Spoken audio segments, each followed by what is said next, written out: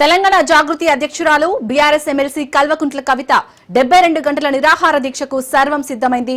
బీసీలకు స్థానిక సంస్థల్లో 42% రాజకీయ రిజర్వేషన్లు, విద్యా ఉద్యోగాల్లో 42% రిజర్వేషన్లు కల్పించాలనే డిమాండ్తో కవిత 72 గంటల నిరాహార దీక్ష చేస్తున్నారు. ఈ క్రమంలోనే ఇంట్లో పూజలు నిర్వహించి ఆమె అత్తామామ వద్ద ఆశీర్వాదం తీసుకుని ధర్నా చౌక్కి బయలుదేరారు.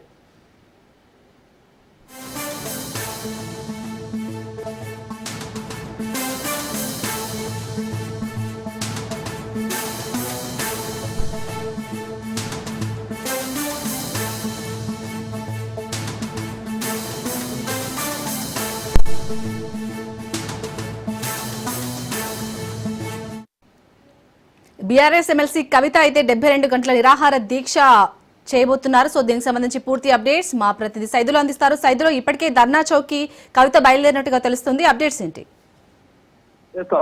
కొద్దిసేపటి క్రితమే ఎమ్మెల్సీ కవిత తెలంగాణ జాగృతి అధ్యక్షురాలు ఇందిరా పార్క్ వద్దకు చేరుకుంది. మరి కాసేపట్లోనే బీసీల 42% రిజర్వేషన్ సాధన కోసం ఎమ్మెల్సీ కవిత 72 గంటల పాటు నిరాహార దీక్ష చేసేందుకు సిద్ధమైంది. దానిలో భాగంగా ఈ రోజు, రేపు, ఎల్లుండి 3 రోజుల పాటు కూడా ఇందిరా పార్క్ ధర్నా చౌక్ లో ఎమ్మెల్సీ కవిత నిరాహార దీక్ష చేయనున్నారు. అయితే ఇప్పుడు కొద్దిసేపటి క్రితమే ఎమ్మెల్సీ కవిత ఇందిరా పార్క్ ధర్నా చౌక్ కి చేరుకున్నారు. మరియు 5-10 నిమిషాల వ్యవధిలోనే ఇక దీక్ష ప్రారంభం కాబోతుంది.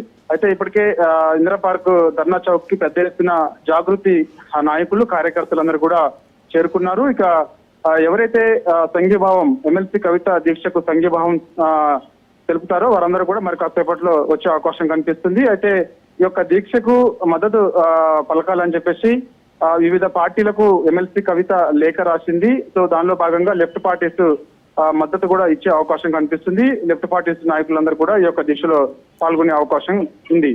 ఇక ఆర్ కృష్ణయ్య కూడా బీసీ నాయకుడైనటువంటి ఆర్ కృష్ణయ్యకి మద్దతు లేఖ రాసింది, మద్దతు కూడా అడిగింది. సో దానిలో భాగంగా ఆర్ కృష్ణయ్య కూడా ఎమ్మెల్సీ కవిత దీక్షకు మద్దతు తెలిపే అవకాశం కనిపిస్తుంది. ఆర్ కృష్ణయ్య కూడా ఒకవేళ వచ్చే అవకాశం అయితే కనిపిస్తుంది. ఆయన కూడా దీక్షలో పాల్గొంటారు. అంటే 3 రోజుల పాటు ఈ యొక్క దీక్ష ఉండనున్న నేపథ్యంలో పెద్ద ఎత్తున జాగృతి కార్యకర్తలతో పాటుగా వివిధ బీసీ కులాల సంఘాల నాయకులందరూ కూడా ఇక్కడికి చేరుకున్నారు. అయితే పర్మిషన్ వచ్చేసి 6 గంటలు మాత్రమే పోలీస్ శాఖ ఎమ్మెల్సీ కవిత దీక్షకు పర్మిషన్ ఇచ్చింది.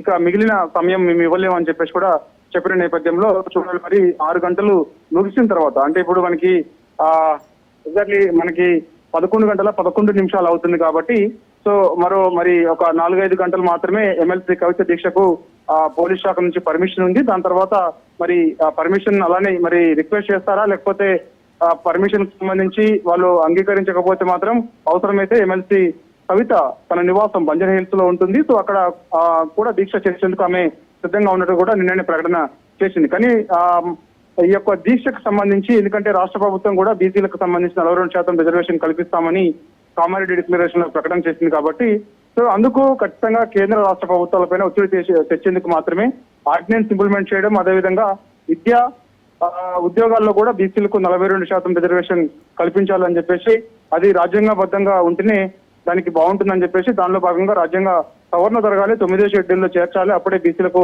నిజంగా రిజర్వేషన్ ఇంప్లిమెంట్ జరుగుతుందని చెప్పేసి కూడా ఆమె ప్రధానంగా డిమాండ్ చేస్తున్నారు. దానిలో భాగంగానే రాష్ట్ర ప్రభుత్వం పైన ఒత్తిడి తెచ్చేందుకు మాత్రమే 72 గంటల పాటు నేను నిరాహార దీక్ష చేస్తున్నానని చెప్పేసి కూడా ఆమె ప్రకటించారు. మరి కాసేపట్లో దీక్ష ప్రారంభం అవుతుంది. అయితే ఈ దీక్షకు సంపూర్ణంగా ఈ యొక్క పర్మిషన్ ఇవ్వాలని చెప్పేసి కూడా మొదటి నుంచి కూడా పోలీస్ శాఖకు లేఖ రాసింది ఎమ్మెల్సీ కవిత. దానిలో భాగంగా 72 గంటల పాటు కూడా పర్మిషన్ ఇవ్వాలని చెప్పేసి కూడా చెప్తున్నారు. కానీ పోలీస్ శాఖ మాత్రం 6 గంటలు మాత్రమే మేము ఇవ్వగలుగుతామని చెప్పేసి కూడా చెప్పినట్టుగా కూడా మనకు సమాచారం. అంతే మరి చూడాలి.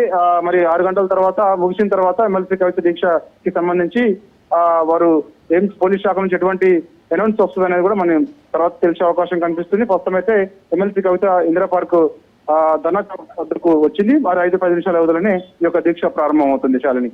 Right, thank you Saidulu.